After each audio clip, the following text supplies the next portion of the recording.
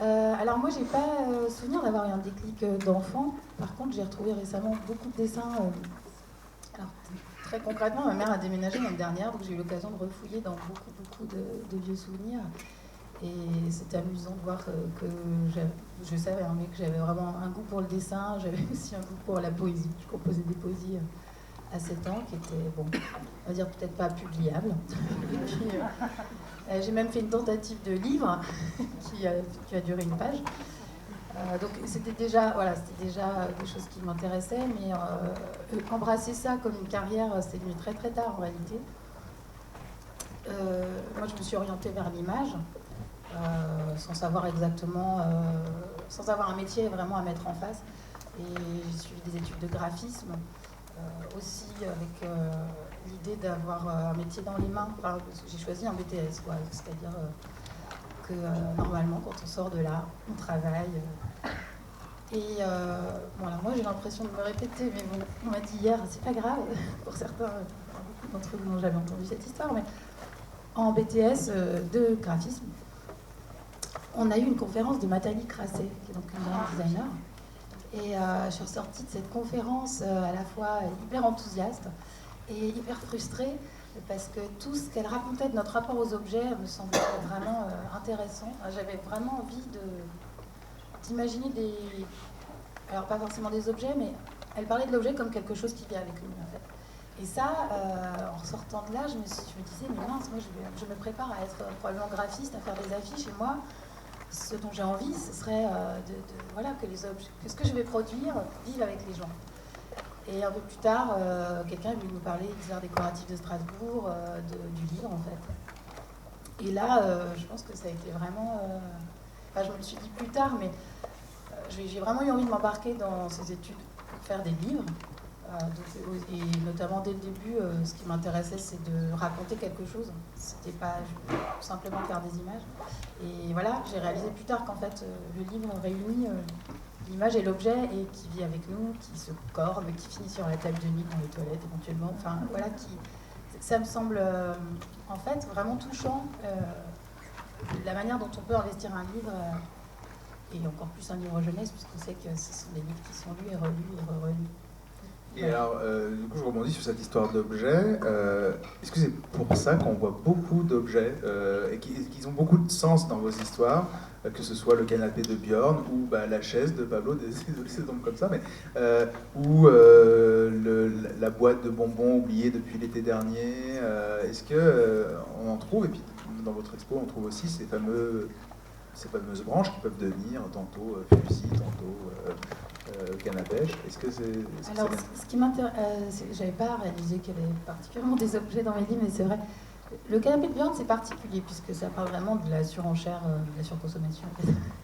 Mais effectivement, ce qui m'intéresse dans les objets, là, la chaise, les bonbons oubliés, ce qui raconte beaucoup de nous.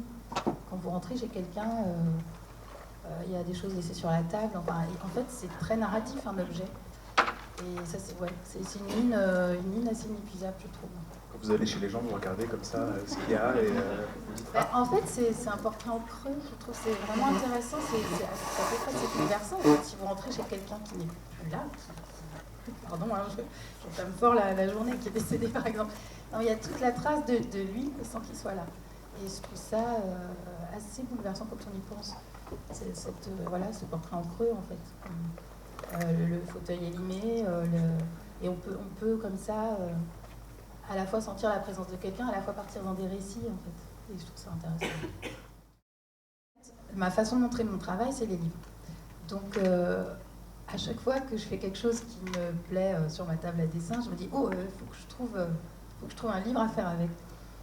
Et là, voilà, je me suis dit, j'ai envie de faire un livre avec ces paysages.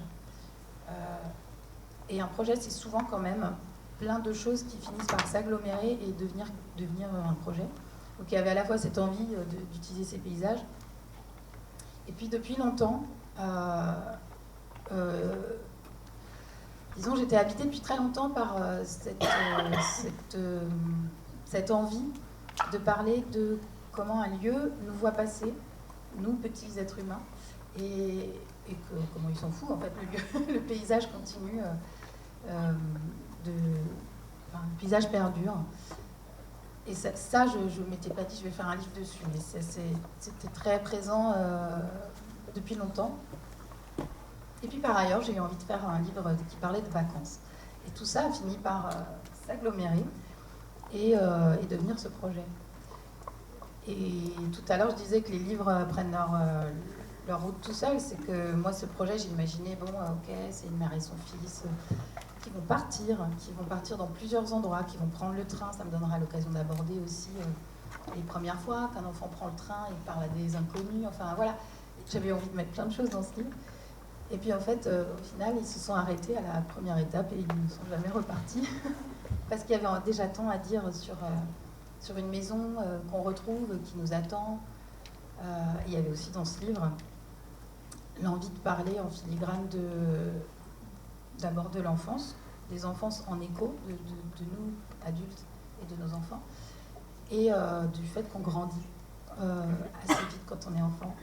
En tant que parent, quand on laisse partir son enfant une semaine, 2 semaines, et qu'on le retrouve, on trouve que c'est plus du tout le même.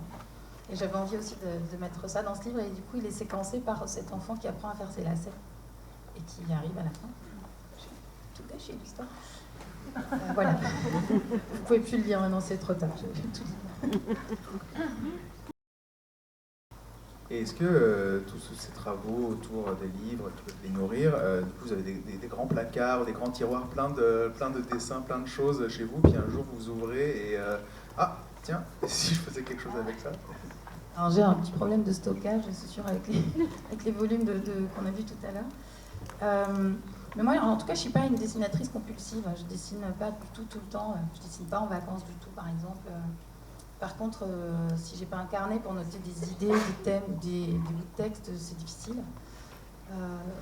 Mais pour mon prochain livre, qui va être composé de plusieurs histoires, il y a un peu ça. Il y a un peu... allez, si on partait du plaisir de dessiner aussi. Donc il y a des... J'ai commencé à dessiner des enfants qui se déguisent avec des costumes assez improbables. Et je me dis, voilà, il va falloir, avec ça, construire peut-être une histoire... Ça vient vraiment, je pense qu'il n'y a pas du tout une seule manière pour moi d'aborder les projets. Est-ce que vous pouvez mener plusieurs livres de front ou il faut que ce soit vraiment l'un après l'autre? Parce que tout à l'heure vous avez dit, là j'en ai 3, enfin j'ai 3 idées, mais est-ce que... Techniquement, non, je ne peux pas mener plusieurs livres de front, mais le livre qui va venir est toujours plus intéressant que ce que je suis en train de faire, parce qu'évidemment il n'existe pas, évidemment il est complètement idéal, évidemment c'est le projet d'après. Donc non, je fais un projet et je me dis, bon après celui-là je ferai, c'est comme si j'avais besoin de me dire, c'est pas la fin de mon travail, c'est pas uniquement ça qui va représenter mon travail, j'ai aussi envie de faire autre chose.